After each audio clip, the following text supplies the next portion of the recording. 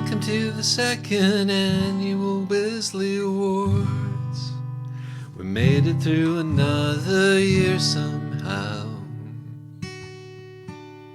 The audio's all fucked up and I can barely remember how to play the guitar, but otherwise we're doing fine. Thank you for listening to our nonsense. We appreciate every one of you in a physical way. Now on with the gay. Hello and welcome to Wizards vs. Lesbians. My name is Isaac. I'm Alexis. And this is a bonus episode. This is the second annual Wizzly Awards. And joining me in Portland are Lee. Hi. And Leora? No, this one's mine. It's the this other is one. Kiana. It's Kiana. Yeah. Yeah. I'll encourage everybody to speak up on this side because we're five people with two mics on two different sides of the country. And with Alexis on the other side of the country is Leora. Hi. Yay. Hello. Hi. So, if you remember from last year, Alexis and I have both picked our picks for the prestigious Wizzly Awards, and we're going to try to sell our esteemed panel of judges, since this has been expanded to include people other than Lee this time. Yes. Our judges have not read most of these books. They might have read a couple of them. Leora has read, I think, a substantial amount of the books at this point. That gives Leora an unfair advantage, and I think that's not fair. Well, but Leora hasn't heard all the podcast episodes, so... Okay. This is the first time that we're recording in months because of like a series of events. So we may be a little rusty. Died. Yeah, or Aurora Also the my cat mother, died. but I'm way more upset about the cat. Please send Alexis condolences and monetary gifts to make up for the couple of months that they have had. Really been tremendously bad. It's been bad, folks. It's bad, folks. That wasn't a Trump joke. I've just been listening to too many episodes of the Engineering Disaster Podcast. Well, there's your problem. And Justin Rosniak likes to say that phrase, so now I do too. I am a helpless parrot. So this is going to be ramshackle. We're going to try to get through it, and normal service will hopefully resume soon. Yes. That being said, our first category, and the rules are: this is books that we've reviewed between the last Wizzlies and now, so the last 22 odd episodes. Which means... retro episodes are not qualified. Except for for the main awards, except for the specific except for the two awards. retro awards. Yes. Got it. Yeah, so I think it's everything from Girls of Paper and Fire up through The Wicked and the Willing. Yes, that is correct. That is exactly it. And so, our first award, because we like to start out with a big one, is Best Wizard. Alexis, would you like to give your nominee for Best Wizard of the Year? Well, so for me, it was a little hard because I did think about the Emperor from Girls of Paper and Fire, who I actually think may be the best wizard, but he's so awful, and the book is just so, grueling to read, that I ended up nominating Belthandros again anyway. Interesting. I have nominated John Gaius.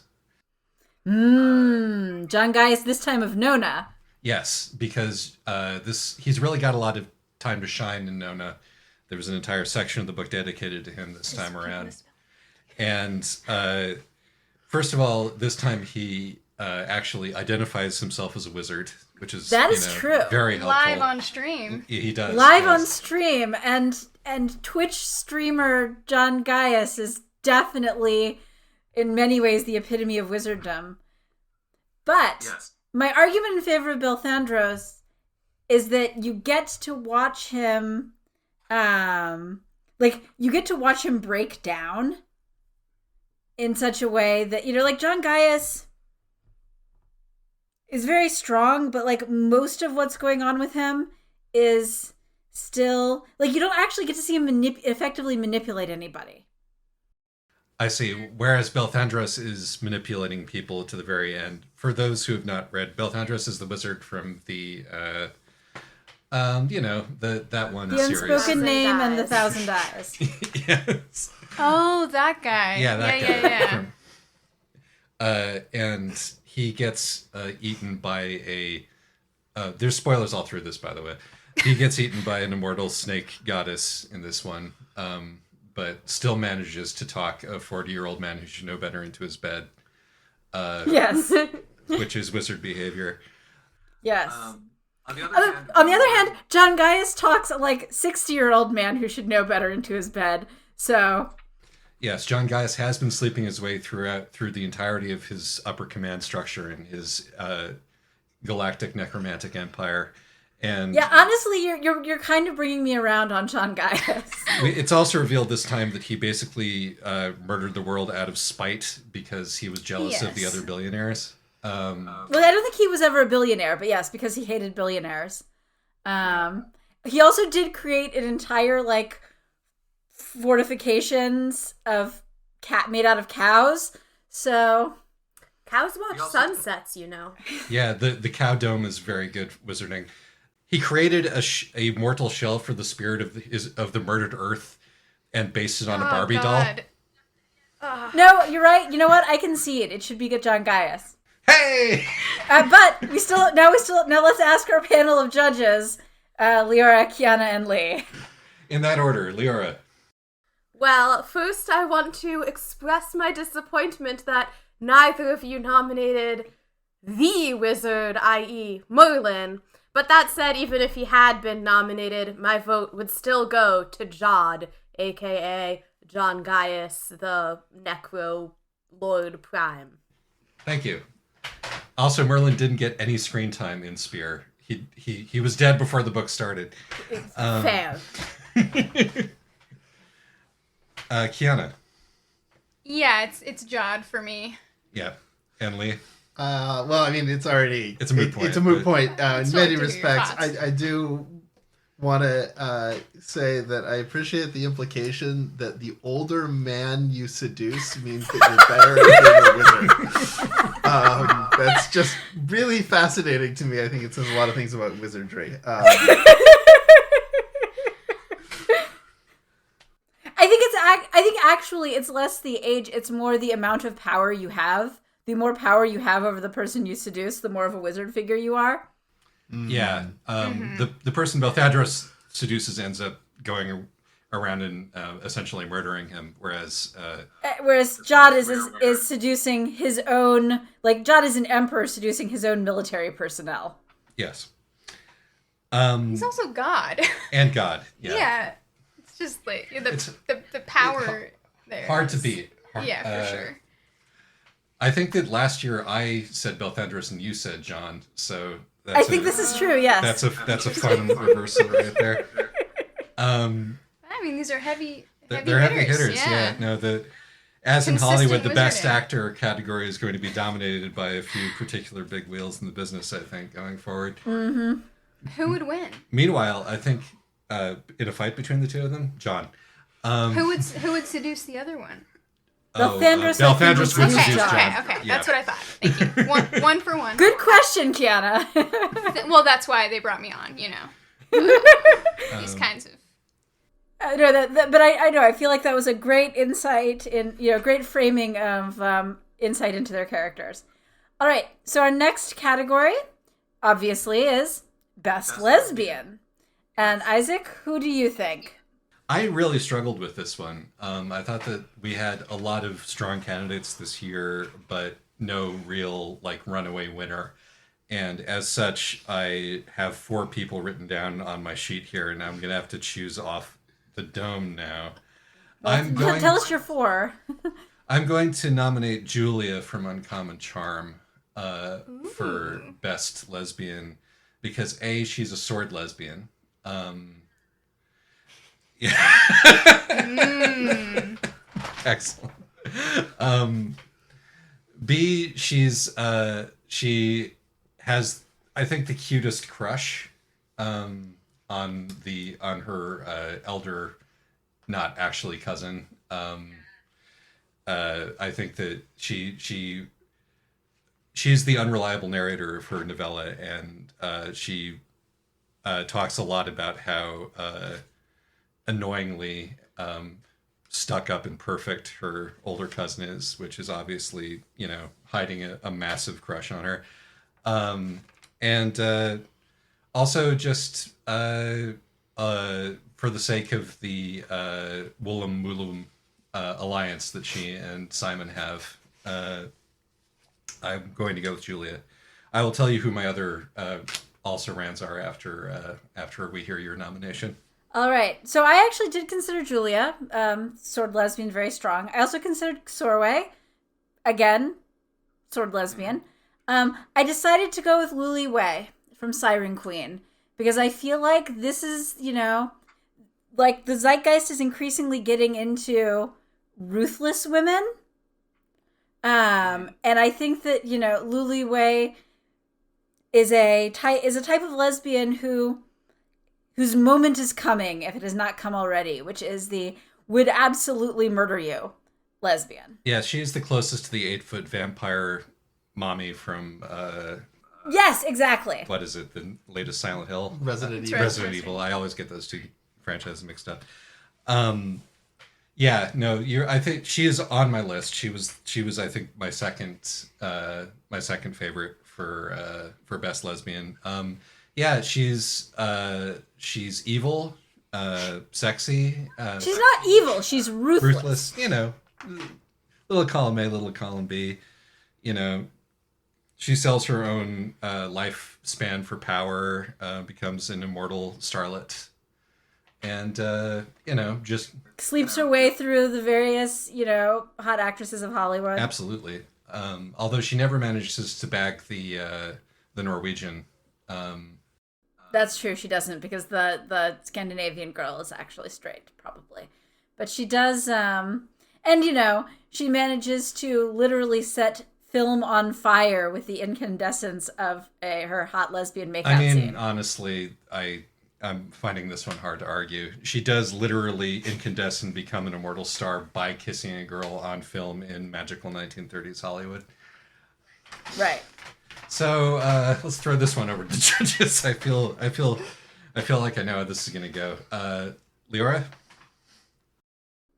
Yeah, sword lesbian, real appealing, magic kissing, star lesbian, ruthless, would murder me, but I can't stop watching, wins.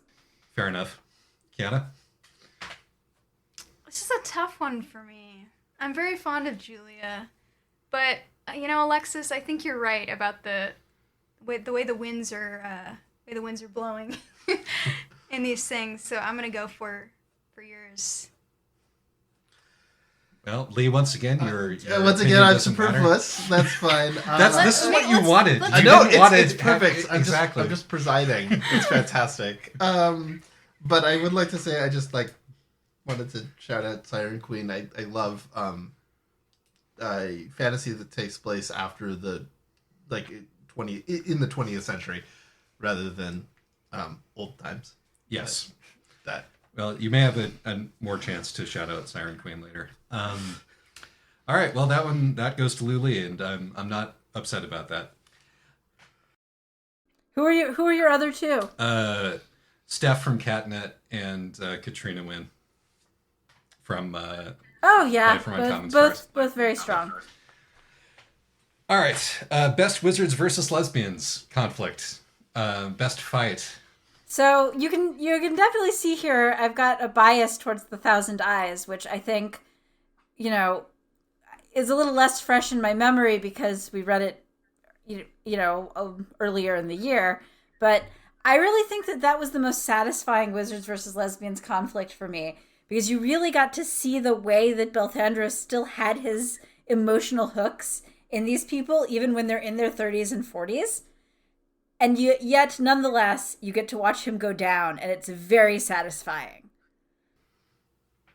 My nomination is maybe recency bias. It's Verity versus Pearl from The Wicked and the Willing, because this is a case where the wizard is a lesbian, She is an English colonial vampire in 1920s Singapore who takes on Pearl, or what's her actual name? Gan Chu, I think.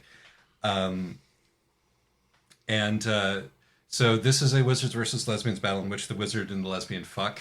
So that's a plus. There's the undoing of many little buttons. Pearl eventually gets to break away from Verity's vampiric charms because she is consumed with passion for Verity and her vampiric charms for many reasons. But you get to choose whether she eventually succumbs to them or not, because this book lets you choose your own ending, which is fantastic. And so no matter how you want this conflict to turn out, in one of the canons it does.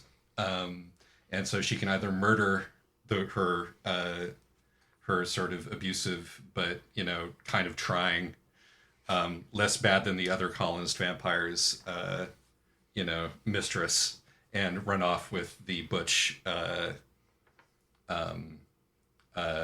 major domo, or she can succumb to her charms and become made into a thrall vampire herself. So if you sign up for the newsletter, she can kill Verity and then herself. Yeah, or if you want to go back to the sort of bury your gaze tragic, everybody dies ending, you can have that for kind of retro style. You're right that it's a very strong conflict, and even without the choose your own adventure aspect, the choose your own ending aspect, it was a pretty good conflict from the beginning. It was multi-layered, and the choose your own ending is very strong. All right, let's throw that over to the judges then. Let's let Kiana go first this time. All right, Kiana. Okay. I really enjoyed was it The Wicked and the Willing? And so Verity versus Pearl for me. Definitely. The fix is in here because Kiana's actually read that one. For sure. It's a great book. Lee, then. It's a tough one for me because I like so many things about The Thousand Eyes, but I have to give it to the novel with the vampires in it. I love vampires, and being in professional writing world means getting told that vampires are over and no one wants to read about vampires like every day for your entire life, despite vampires being widely successful because everyone loves vampire stories. So I just feel like I have to give to the vampires. If an editor tells you that, you can, like the author of Wicked and the Willing, can publish your own ebook on Amazon. Lee has actually successfully sold a vampire story. I have successfully published one vampire story. Awesome. I mean, you're ahead of the game there. All right. And Liara, Liara, would you like to add anything before we move on? Well, I mean, my vote would have gone to The Thousand Eyes, but I admit to a bias there because I believe The Wicked and the Willing just went live today. Yes. And I have not read that one or listened to the podcast, whereas I have read The Thousand Eyes more than once. So, take that as you may, but I have to agree with Alexis that watching Belthandros go down to his last manipulative breath is real satisfying. And then watching him walk sadly and mortally off into the distance while, everyone's like, you're no longer worth the effort. And Sorway and Shoothmilly get to, have very hot, not quite human anymore sex for the remainder of Sorway's life. Yeah, no, I agree. It's a good one. All right. But I'll take my win. Yes. All right, the next one is Best Romance. All right. My pick for Best Romance is Red and Blue from This Is How You Lose the Time War. Yeah, no, mine too. It's obvious. There you go. All right. Nice. If you hadn't nominated them, I was going to express my judge's prerogative and call them up because they're clearly the best romance. Yeah, I do. I don't think we need to say anything else about that. Yep. It's a classic for a reason. Yep. Yep. I want to kill all the poets and take their place, and every time love is written, it will be me speaking to you. I'm not sure I paraphrased that right, but like, it's the best romance. All right, cool. Let's move on. I want to keep this one moving at a brisk pace so that we don't succumb to award show syndrome. So next one is best love interest. Yes. I believe it's your turn to go first, Alexis. Yeah, so I'm making a real effort in this to notice the ones that we did early, and bring them up, even if I suspect that they're not going to win and that they're not even the best choice. In this case, I decided to go with Sid from The Midnight Lie, mostly because she's the best thing about The Midnight Lie. I agree completely. Sid is a butch lesbian who she's a privileged butch, not kind of edging to non-binary. I don't remember where the book actually comes down, but she basically blows in from out of town, a princess on the run, who likes to wear, short hair and pants and be, get everybody's, and like pick up all the girls. But in the end, it turns out that falling for somebody like that when you're a poor citizen of this class-based society has its own problems. She's great. I'm glad that we got to mention her.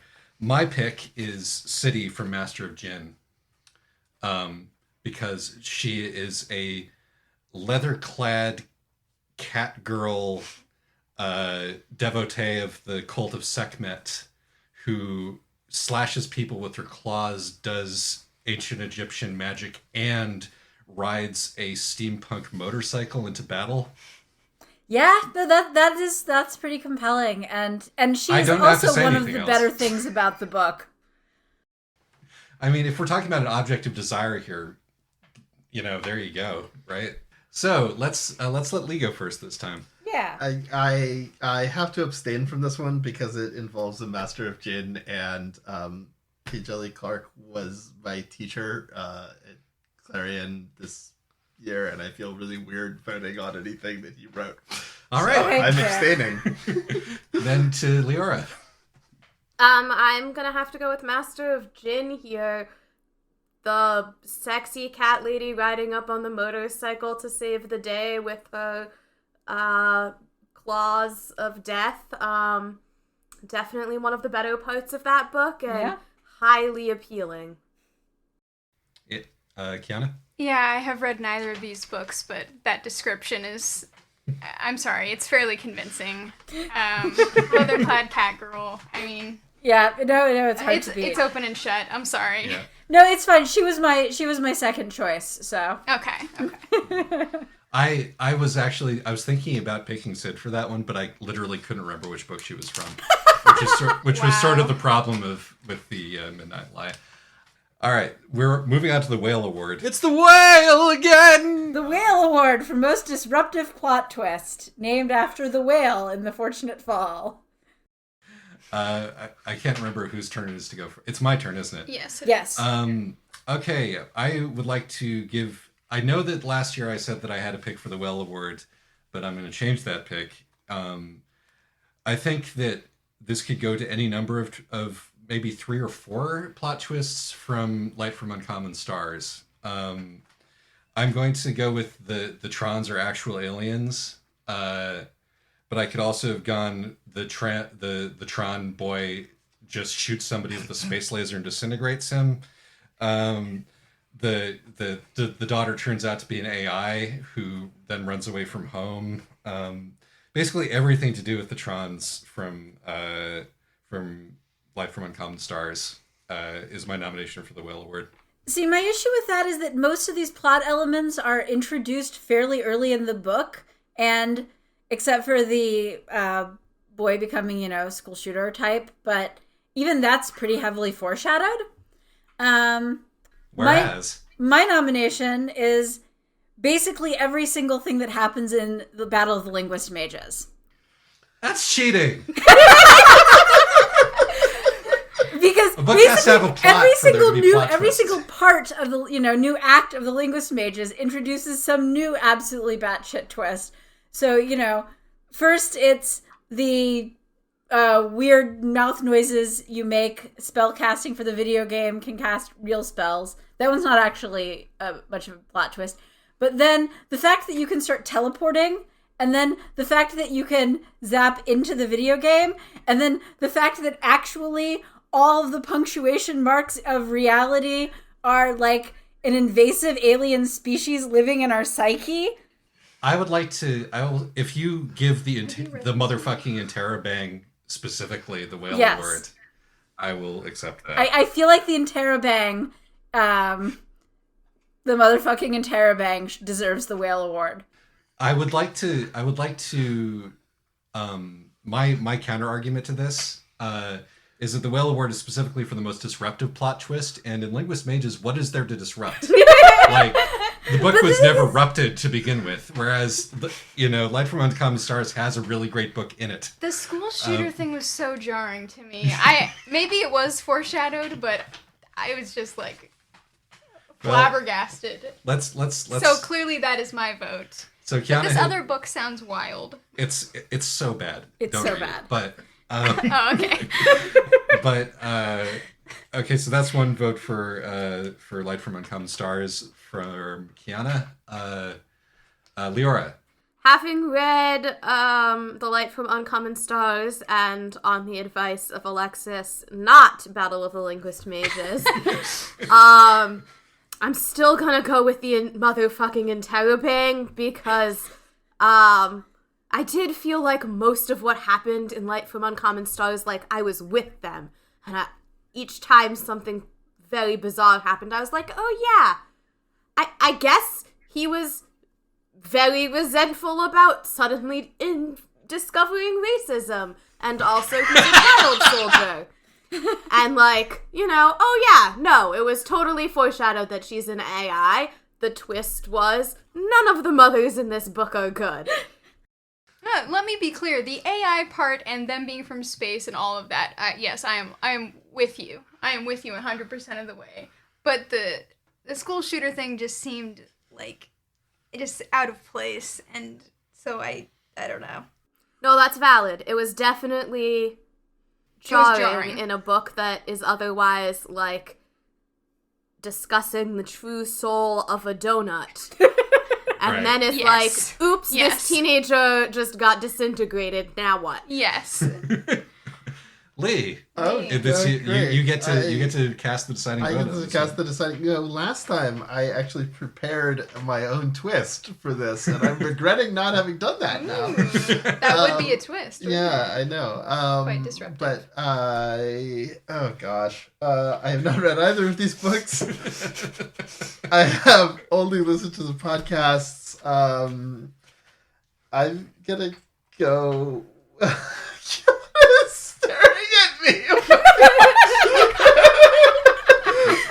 The final ace up my sleeve here. That was unsettling. Sorry. No, you're not fine. trying to be disruptive. You're fine.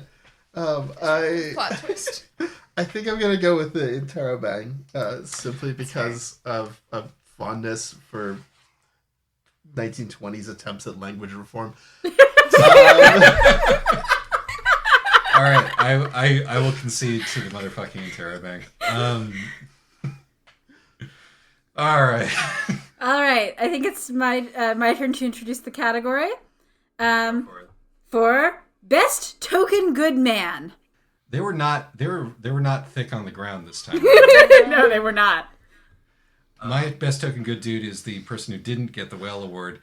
It's the owl from Girls of Paper and Fire. Because that book is just like nothing but men are scum all the way through until at the very last moment a literal owl man flies in to save them. Now, I'm sorry, is he an owl or is he a man? He's an owl. Excellent question. He's an owl man. And he's an owl man who is capable of carrying 2 full-grown women while flying, which is, I mean, that's a good dude right there. I don't know how that works with physics. I'm not actually sure they're full grown. I think they're like 14. Still. Yes. Oh, he sucks then. But yeah, he's this like, sort of jolly. He quips, which is also incredibly jarring after the like book that's mostly about rape that we've just had, and he's like a jolly adventurer owl man who comes to rescue them. See, that's why I don't think he's the best token good dude, because like he kind of he really kind of wrecks what was previously this very grueling but good book about. He sounds like a Narnia character. He super is like a Narnia character. He was gonna be my nomination for the Well Award, actually, but it's, he's not really a plot twist. The plot is sort of ended by that point. Yeah. So my nominee for there's a better plot twist from that one, which is that one of the prisoner girls is actually part of a secret ninja clan. That might have been my the love interest prisoner girl is in fact part of a secret ninja clan. God, that book was weird. Anyway, so my nominee for best token good dude is Simon from Uncommon Charm. He's not a token. He's like the deuter antagonist, if anything. He's like, that. He's like the deuter antagonist. I meant deuteragonist. There's plenty. I mean, you're right. I guess that he's not a token, but like, he's a good dude. He's a nice young man, and he also does a very good job. He does such a good job of being a contrast to all the other men in the book. That's true. Yeah. I guess that book didn't. There aren't very many men in that book. No, there's basically two other men in that book, one of whom is evil and dead, and the other of whom is evil and alive. That's true. That is true. And you're right. But then you have Simon, who's great, and who has noticed even before the book started that the evil alive guy is awful and has left. The thing is that Simon is such a good dude that I didn't get any whack of misandry off of that book, right? Like, so you're saying this is only a valid category if he's actually a token. See, I don't necessarily think so. I think that, part of it is about because last year we gave it to what's his face from She Who Became the Sun, from like Bandit Brother and She Who Became the Sun, and there's multiple good men in She Who Became the Sun. Like 2. Yeah. But She Who Became the Sun has that afterword where the author's note is like, and thanks to this reviewer who told me that I needed more good men in here, and not all of my men could be terrible. He was like word of God textually a token good man. So, anywho. But still, the overall book is not misandrist, and yet he is a good dude. All right, so let's leave it up to the judges. I think it's Leora's turn to go first, maybe? I don't remember. Sure. I'm going to go with the Owl Man because he felt like the most token. that whole book was just such a grueling slog of really, really horrible, horrible men and enabling women. And then, boom, we have one dude, and also he's magic and can fly and get us out of here. Can I just say that I'm really glad that Leora has read this book, because it feels like a fever dream that Alexis and I had. Like, I'm glad that somebody else was there for the Owl Man, because I feel less crazy now. Yes, that's fair. Kiana. Yeah, I have to. I mean, I love Simon, of course. I think it's impossible not to love Simon. But the Owl Man does feel. I haven't even read this, just from the description of this book. The Owl Man feels like the most comically token good man, and for that reason, he has my vote. That's fair. And Lee? Well, I'm superfluous to this, which is fine. But I have to say that I would probably vote for Simon, because definitely my reading of the category, particularly given who won last year, is that it is best token good man and not best token. But once again, the lack of a comma dooms us all. Yeah, but that's just my reading of it. So I would go with Simon, who everyone clearly has enormous amount of affection for, and not Owlman. People do not seem to have the same relationship with. I think he has a name, but I don't remember what it is. All right, it goes to the owl dude. All right. Next category is best possessor, I think. Yes, best possessing entity. Best possessing entity. So, Zinandor, the dragon goddess who possesses Truthmilly. Oh, she's great. Okay. She's fantastic. She's, a horrifying dragon goddess, but also, kind of gets sucked into the joy of everyday life. I mean, fair enough. Mine is Nona, and I don't think I need to say anything else. No, that's fair. Nona. No, that's real compelling. Yeah. That's true. She is, in fact, possessing Harrow's body, and she is great. Yep. Nothing else. Everybody loves Nona. That's my pick. All right, Kiana, I think it's your turn to go to decide first. Yeah. It's Nona for me. Lee? Oh, I mean, I can't argue with the broad consensus which seems to be forming. All right, so that's 2 for Nona. Well, I gotta say, before I thought of Nona as a possessing entity, I was really sold on Zenonduo, partly because she is the possessing entity that becomes herself infected by the being she's possessing, and in some way gets redeemed by the power of lesbian love. Exactly. Thank you for making my case better than I did. Well, Nona and Noodle. That's fair. Nona and Noodle. Yeah. All right, we'll cross that one off the list. That felt like cheating, but I couldn't think of any I other, think that I think that was very strong. So our next category is most developed setting. I think there were a bunch of good ones. I was torn between Uncommon Charm and Siren Queen here. And I think that for me, the setting seemed like the star of the show for me in Siren Queen specifically. So I'm going to give it to Siren Queen because I think that was, among many strong elements, the fantasy silent era Hollywood run by elves with cameras that literally steal your color and voice, which is why the films are silent and then in black and white. Just really, and all the ways in which the mythologies work together and the backlit bonfires and everything. Super good. Yeah, exactly. That's pretty much exactly why Siren Queen is also my nominee. Alrighty, cross that one off the list. I wrote Amatka as a second one just if I felt like being contrary, but it really should be Siren Queen. All right, easily done. Ooh, so I get to sit this one out because the next category is Best Jingle. It's the best jingle stroke Isaac's ego. Start praising him now. If you stroke Isaac's ego, the ladies you will wow. And he will not have a cow.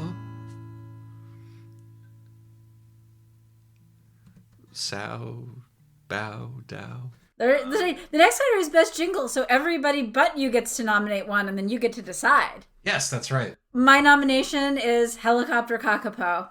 Can we just, anybody have any nominations that aren't Helicopter Kakapo? I do not, but I do have a story about Helicopter Kakapo, which I was intending to tell in my nomination. All right. Which is simply that I heard it, laughed so hard I fell out of bed, immediately got up and played it for my housemate, who laughed so hard she fell over.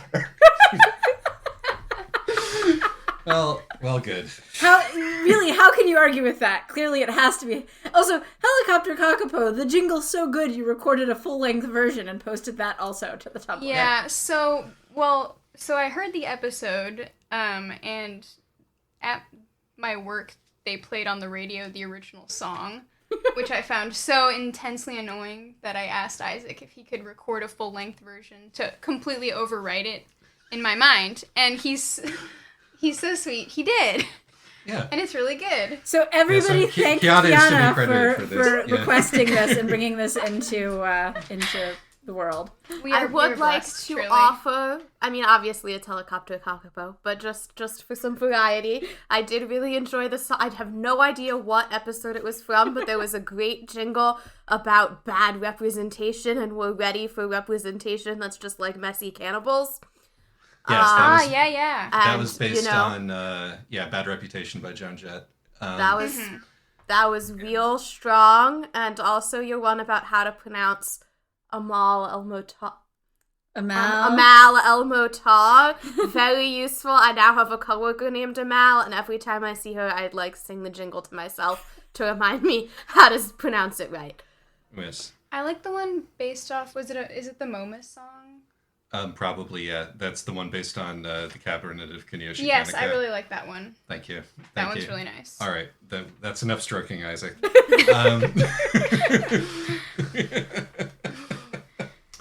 But it's got to be helicopter. But it's it's obviously helicopter. Oh, don't worry. It's obviously Helicopter Kakapo. I thank you for. I do like the Bad Reputation jingle, or Bad Representation jingle, which is I think from the. Might have been from the short story collection, but I actually don't remember the context either. And I actually remember her name is Amal El-Motar from that one, so it must be pretty good if I can still remember how it goes. Okay. Okay, I think the next category is least homestuck. We're not doing Deadest Author? Oh, that's right. Last time we couldn't do Deadest Author because Lee refused to make a Surely decision. this is a sweep.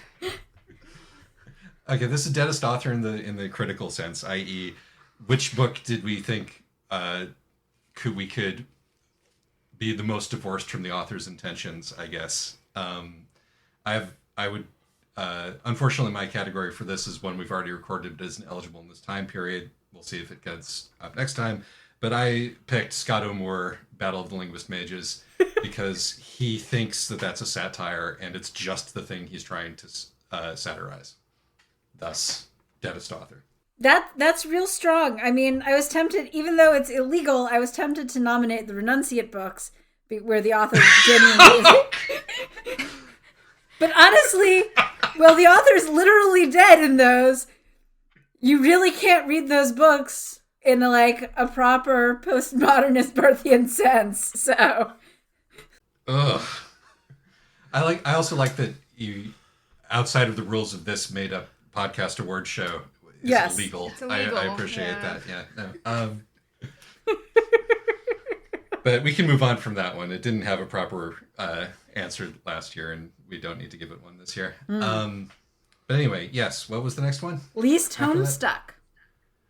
All right. I would like to nominate Priory of the Orange Tree for least homestuck. Ooh. Because even though it has in common with Homestuck being incredibly long, it is actually incredibly long and properly plotted, and it feels like it was written before Homestuck, unlike most of the other books, which feel like they were written after Homestuck, despite the fact that they were all written after Homestuck. I would nominate Spear, because it is short. It is, it has pared away all of the inessentials.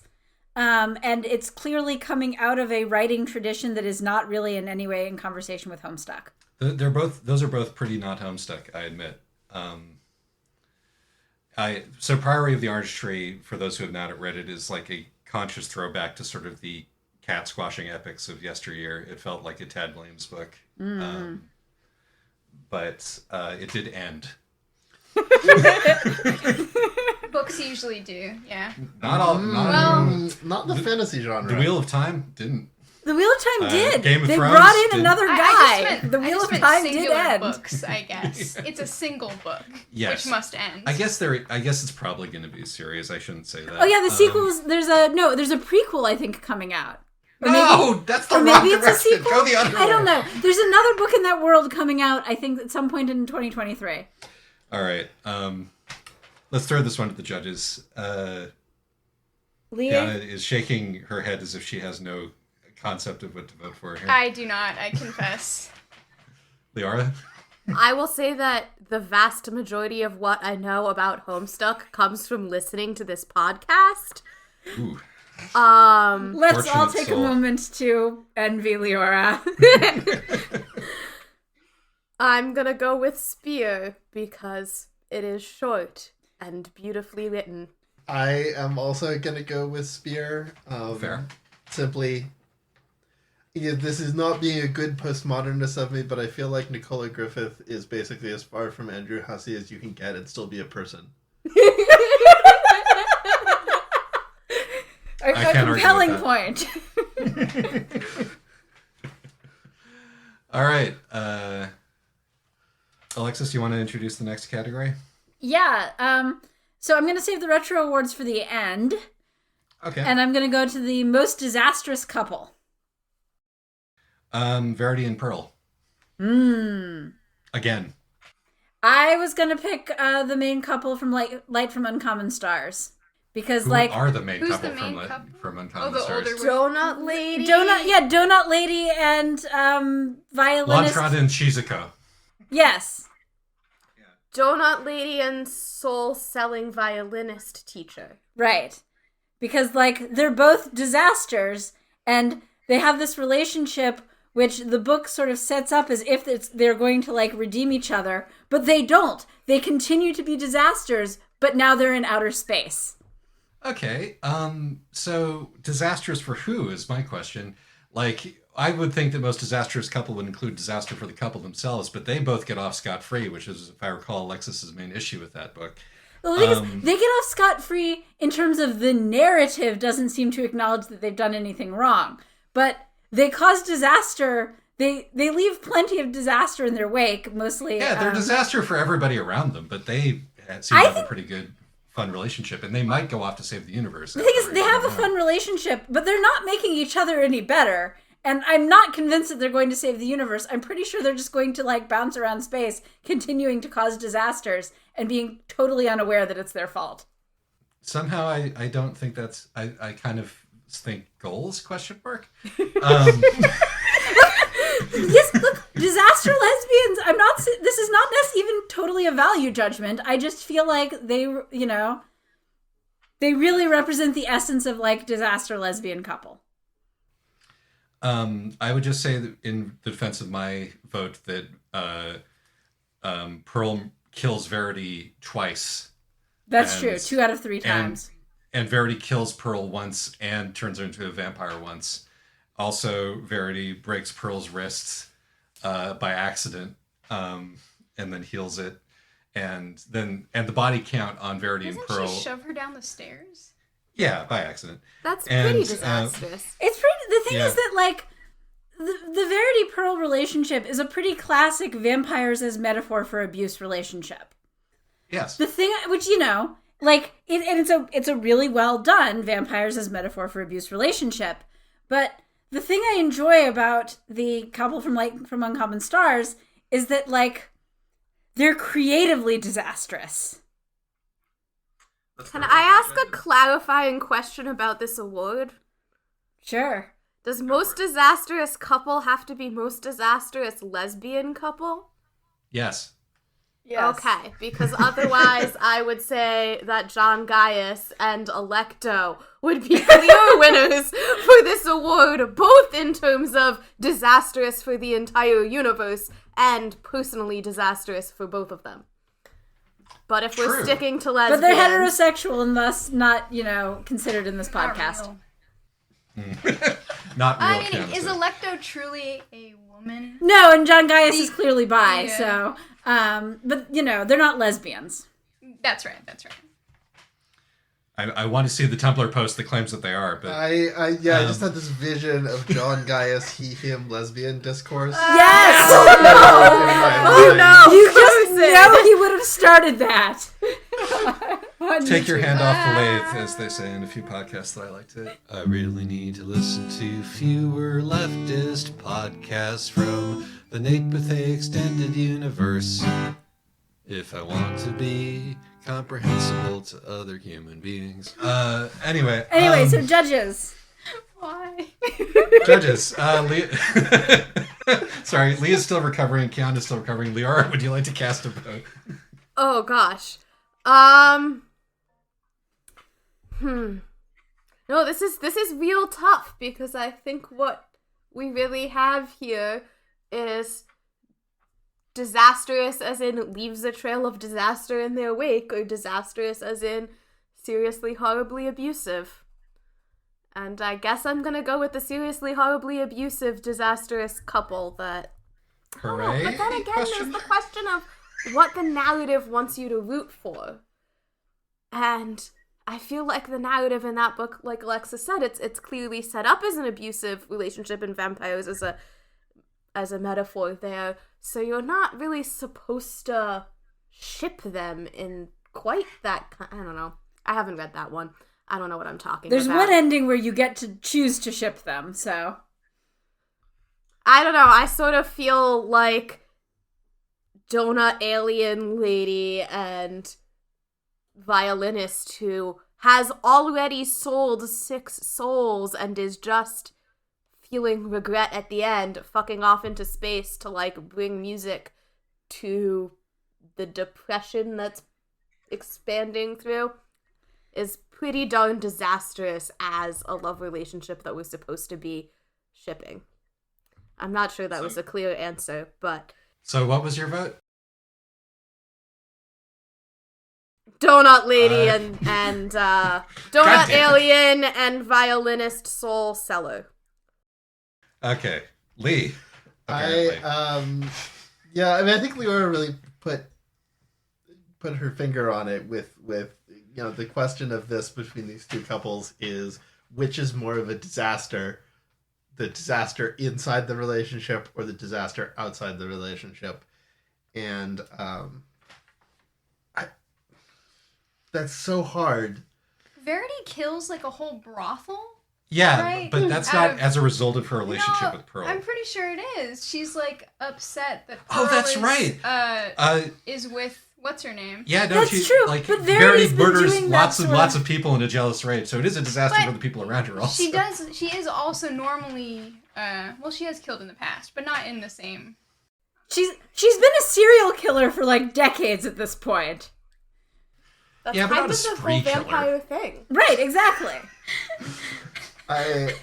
Oh goodness. This isn't making my life They easier. disrupt the entire hierarchy of the vampires there. Yeah, you know, no, I mean, that's not they saying do. that's good They or do. bad, but Yeah. you know, it is like They're very disruptive. exterior damage. Oh boy. Wow.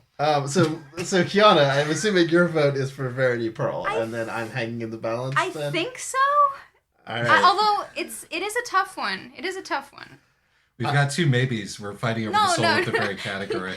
Yeah, Truly. It's up to you. Truly. I think I'm gonna go with Montron and Shizuka because I think that because the specific thing of I have seen replicated in real people the specific thing of it's okay if I like treat you terribly because look at how carefree I am is in actual people. But they don't treat each other terribly. They're very They nice just to each other. kind of Yes, what I'm just trying to say is Yeah. I find that when someone is charming enough that the narrative buys into their excuses, that seems to me to be worse. But Okay. I'll take the L. But Lana Shizuko did nothing wrong. All right. I feel like this proves my point.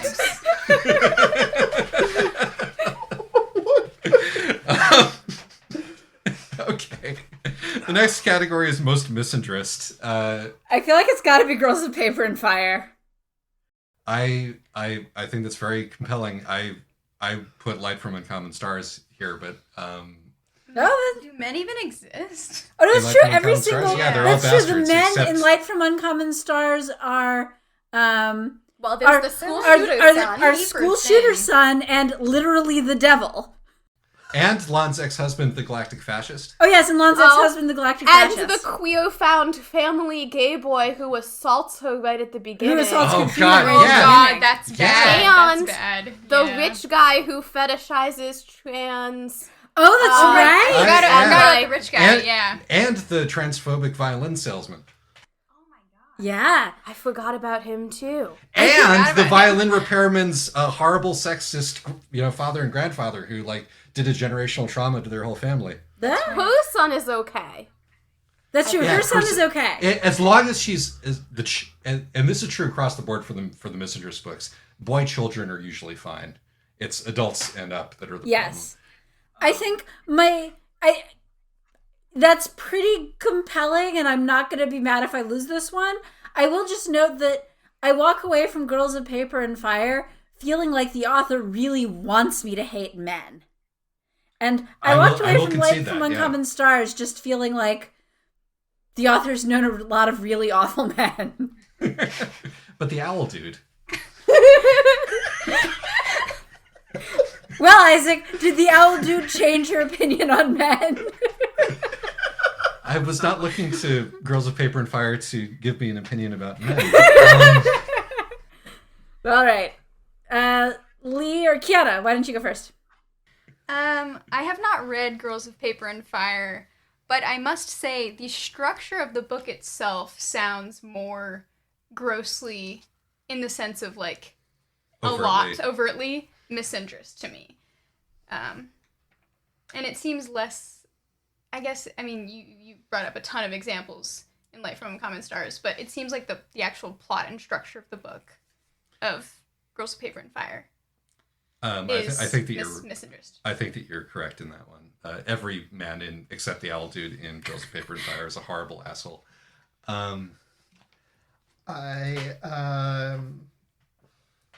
So this is very hard because it's sort of about like personal versus structural right things. But Isaac hit on a specific trauma button for me. You don't have to apologize, but with the, boys are all right, but as soon as they're adults, it's terrible. About like feminist commune discourse about whether or not at what age male children should be exiled. So I'm going to give it to Light from Uncommon Stars. Another Marion Zimmer Bradley echo right there. Lyra, you get to be the tiebreaker. I'm gonna go with Girls of Paper and Fire simply because I walked away from Girls of Paper and Fire feeling more misinterest than I did when I walked away from Light from Uncommon Stars. I need to be honest with myself about this. All right, I'll take it. Or rather, I won't take it. I will concede that is a fine answer to that question. All right. Yes, Alexis, your turn to introduce, or is it my turn? Whatever. Best Frenemy is next. Well, I'm still gonna, even though this is my exact same nominee from last year, I'm just gonna nominate him again because I'm very fond of him, which is Talasaris. I'm nominating Ianthe. Me too. That's fair. Well, Ianthe, the thing is that she's just not as prominent in Nona. The friendship bracelets. Oh, you're right. Oh, no, you're right. No, that's really compelling. I'm probably gonna. But Tal. It's so potent. I like Tal, but no, I'm actually gonna concede this one preemptively. I think that the Ianthe Kiriona friendship is like the ultimate frenemy friendship. All right. Well, on to the next one. Any dissent from the other judges? I've not read either of these books.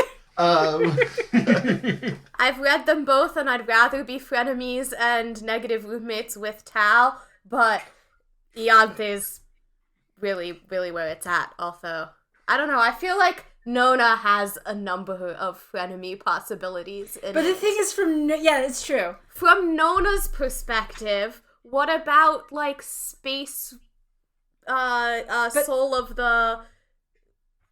Oh yeah, the resurrection beasts themselves. Yeah, and the Nona. resurrection beast is kind of Nona's, frenemy. I'm not sure that Nona didn't occur to is me, but that capable of I'm not matching sure- enemies. Right. No. It's really hard to beat really Tasmir in the compelling frenemy as a department. choice. It's That's really hard what to she beat cut her teeth Ianthe on, and Gideon's man. friendship bracelets. Okay, let's try to speed this up since we're about an hour in now. Guess how that went. An image that stuck in your head longer than you thought. I think I didn't have a specific image I was going to call out. I was just going to say that images from Nona the Ninth definitely stuck in my head. Like, that one had the best imagery. I was going to say the Basket of Tongues from Master of Jin. I'd completely forgotten the Basket of Tongues. Well, it didn't stick in your head, so there you go. But there's a Jin in Master of Tongues who has to cut his own, or Master of Tongues, in Master of Jin who has to cut his own tongue off every time he is about to squeal on the guy. That guy! I totally forgot about that guy. And so he has a basket of his own floppy tongues sitting there, and that was the image that and they're still, flopping around. That stuck with me. But since we don't have a specific, I don't know. Judges, basket of tongues versus Nona generally. Is there anything specific about specific scenes from Nona that you can bring up, Alexis? Yeah. I mean, I agree with you that it's so powerful. I just want more specificity. Right. Well, so there's Nona. There's when Nona is driving and is about to give up on everything, and then is reminded that there's a dog in the back seat. It's on image. There is also Gideon and Ianthe's secret best friend's handshake. That really stuck with me. There's Elect, and then I think there's probably the strongest one is Electo kissing Harrow, who's just woken up, like biting half her face off, saying, "This is how meat loves meat," and then picking Harrow up, walking like through the river and stabbing John through the heart.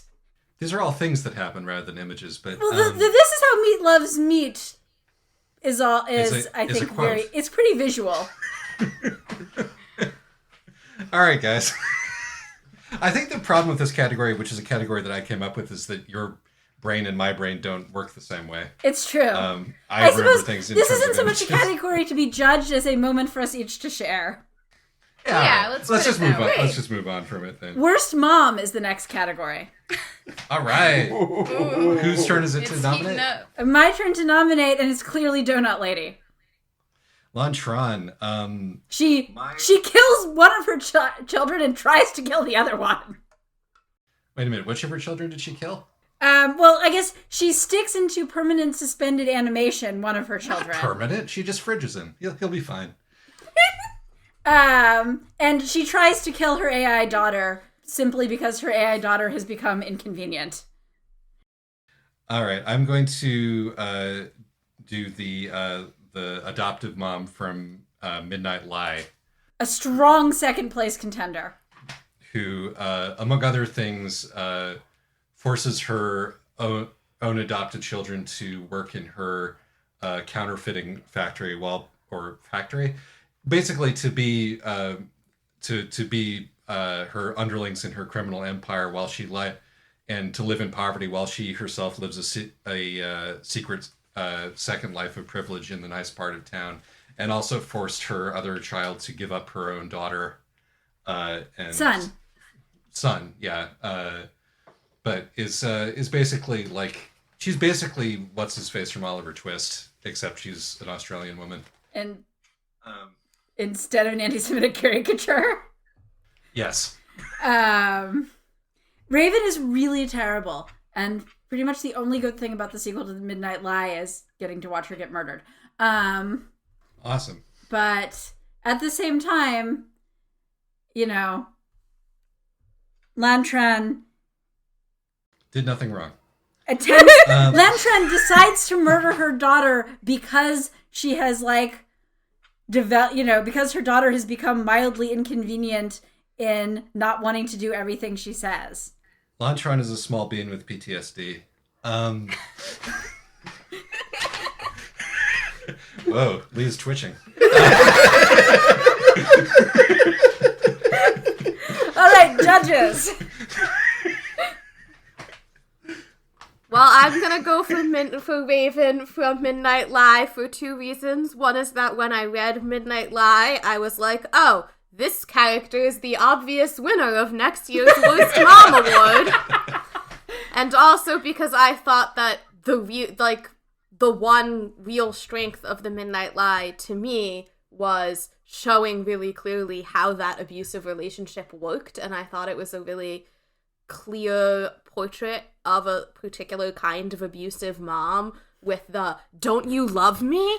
Well, if you don't love me, I guess you can go do your thing," and just that particular kind of manipulation and horribleness. I thought it was a really strong portrait.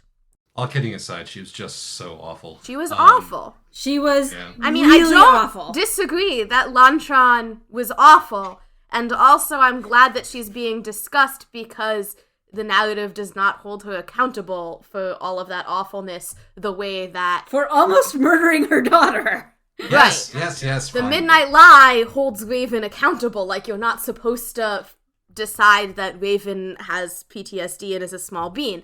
But I still think Raven is the worst mom. My main thing is that Raven as a mother is survivable. Lantron's daughter survives. Only because other people intervene. So I'm going to vote for Lantron because I was all set to go for Raven, but Isaac made a very strong argument in favor of Lantron. So I'm Curse gonna my go with comedic instincts.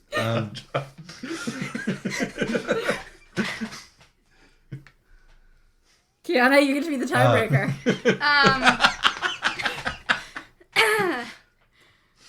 Let's see.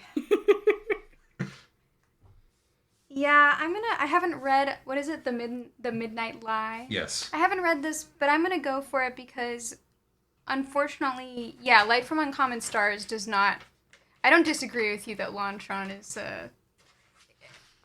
she's got issues and did bad things, but it doesn't, the narrative does not think so, and so it doesn't color, it's not what the book is about, I guess.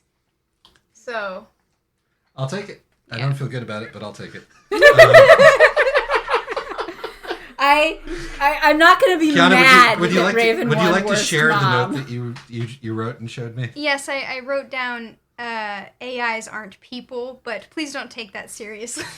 All right.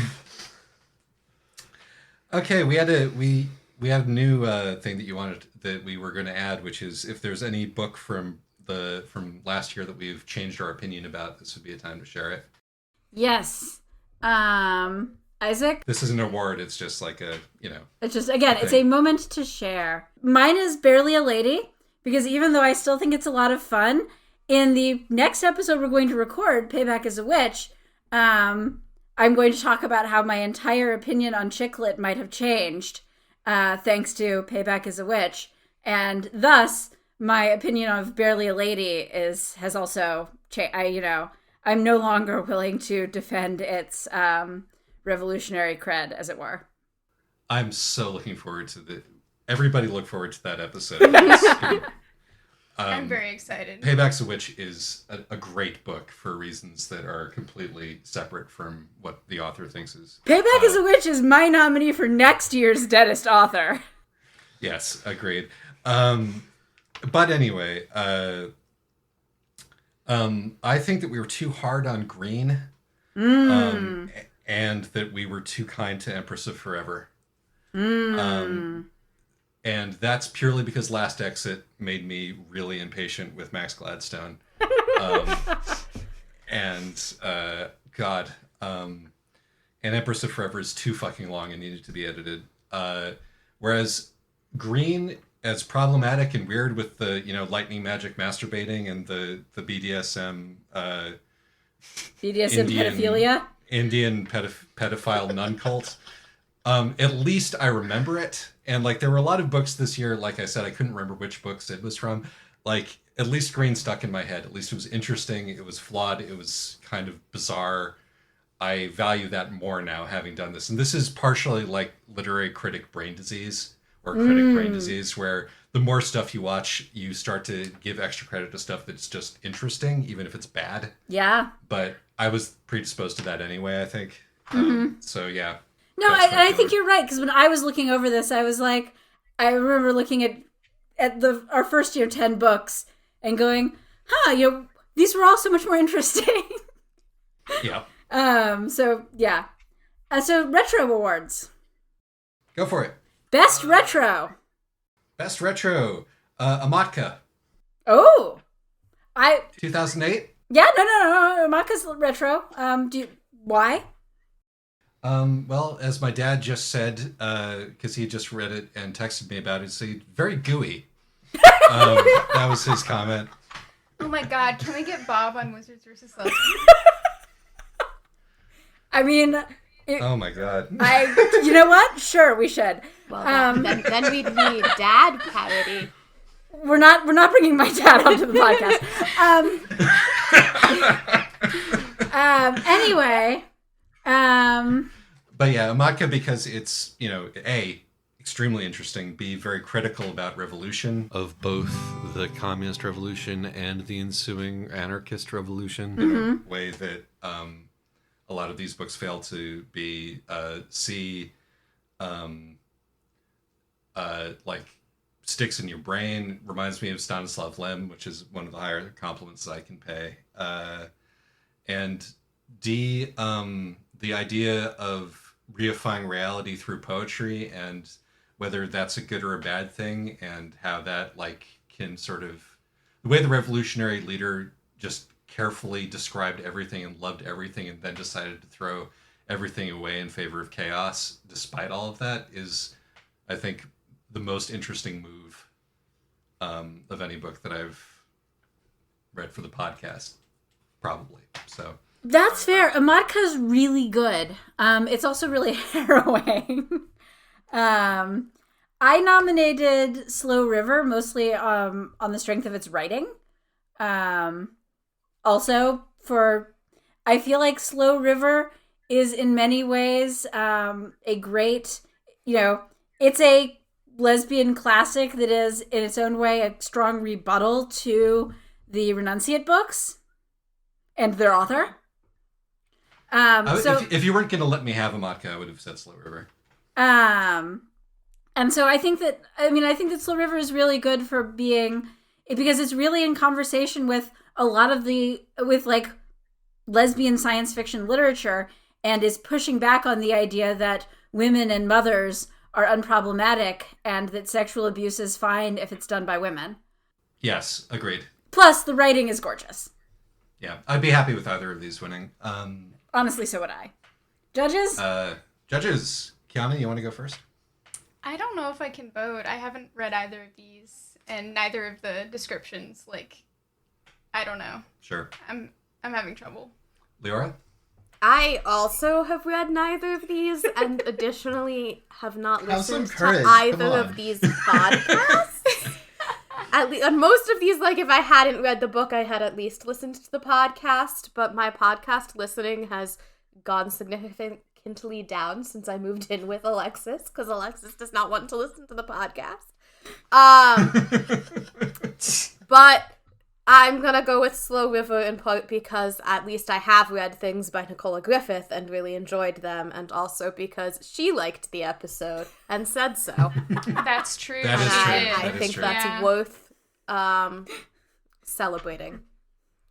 She's Lee. I am about to cause some problems. Which is to say, I think I haven't read any of these books, but I think I have to give it to Amatka. It sounds utterly fascinating. If I had the capacity to read novels right now, which I don't, because it turns out writing and reading novels at the same time is hard. Yeah.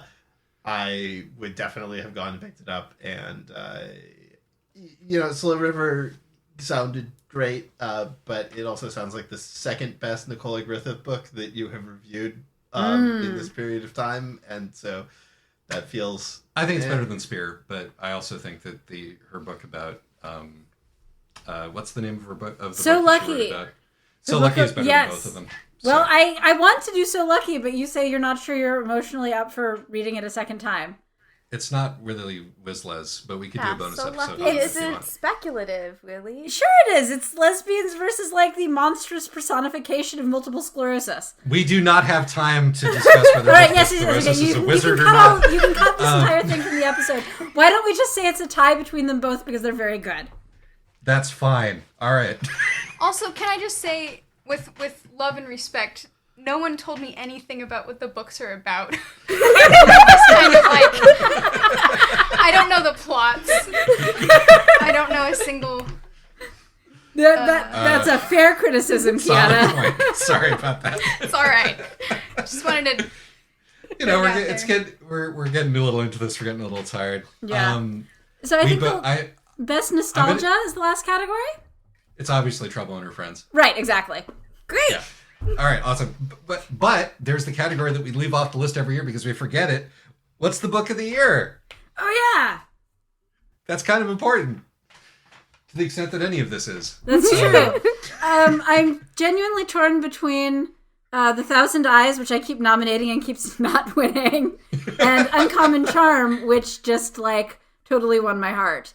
I'm going to nominate The Thousand Eyes because it still hasn't won any of the categories, and I still love it. And I thought it was such a good sequel. I was torn between Uncommon Charm and Siren Queen. Oh, Siren Queen is also really good. I think that Uncommon Charm felt to me like, I mean, it was delightful, but it felt to me like a lead up to something better or something larger. Maybe it felt like a sort of an amuse-bouche in a way, whereas Siren Queen felt like a fully realized thing. And so I am going to nominate Siren Queen. And as far as the plots of these books go, Siren Queen, well, we discussed it. It's, this a Chinese American girl becomes an actor in magical elven Hollywood run by dread fae types who will, take your body and soul, and ruthlessly rises through the ranks to become a star. And The Thousand Eyes is about basically a wizard's comeuppance. But it's also about, like, aging and... I read the first book. Okay, so I haven't read the sequel yet. But it's also about, like, being an adult and realizing that, so much of your youth is gone. And how are you going to live your life now? All right. I'm going to go with Thousand Eyes, simply because good sequels are really, really hard. And I really respect doing a good sequel. I also really respect having, like, a 20-year time jump. That's, like, so few authors are willing to, like, age their characters at all. And then you get, like, 18 world-ending catastrophes all happening in the same year because they're afraid to let their protagonist be 27. So being like, yeah, all these teenage protagonists are middle-aged and dealing with this stuff was just really brilliant. So, I have to go with that. They're both fantastic. Mm-hmm. Lyra? I will say that both The Thousand Eyes and Siren Queen are top of my list because I was just working on this for the Nebula ballot, and they're both top of my list of 2022 books.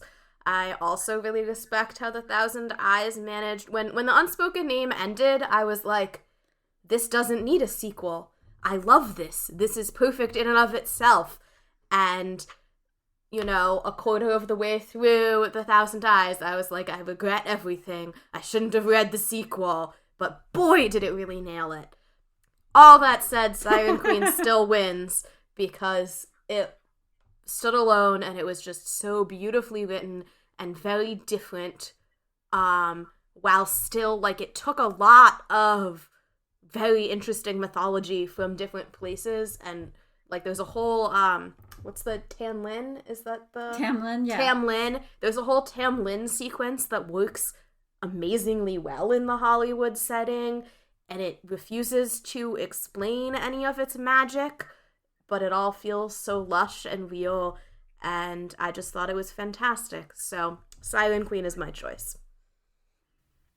I think I will give it to Siren Queen just because Isaac talked a lot about it when he was first reading it, and everything I've heard about it just sounds like really, singular and interesting, and I should probably get around to reading it. You should. It's a really good book. Yeah. Well, I will, I think I want to give respect to The Thousand Eyes. I'm sorry that it got shut out, sometimes. Well, the Unspoken happen. Name That's kind true. of swept the Weasleys last year. It's true. That's true. And this year's was a really strong year for Siren Queen. I think it won 3 categories. Indeed. Well, thank you all for being here. This podcast is too long now. Next time, the next episode that is going to come up will be The Book Eaters. Oh boy, a winner of a few awards next year for sure, I think. I'm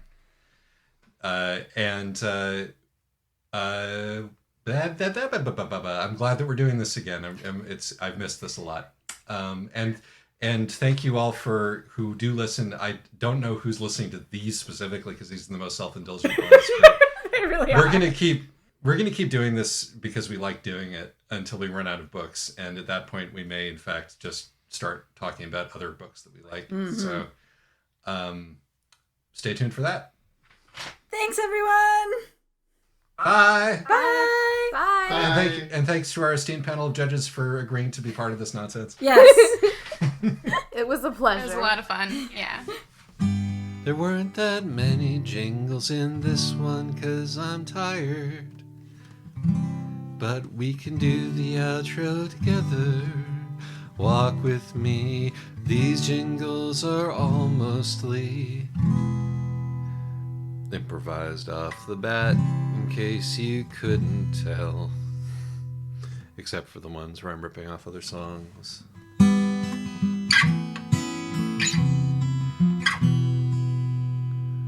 You can tell how awake I am when I'm making them.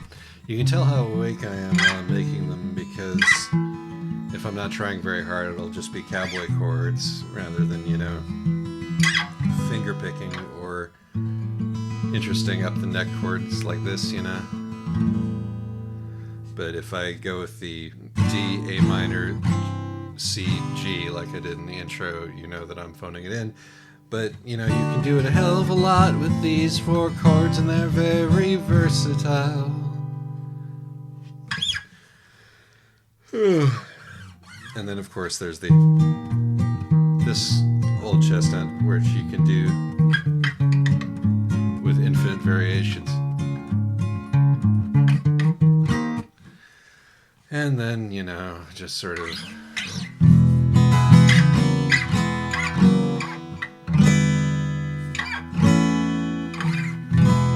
Thank you for listening to all of this. I don't know why you do, but I'm glad you do.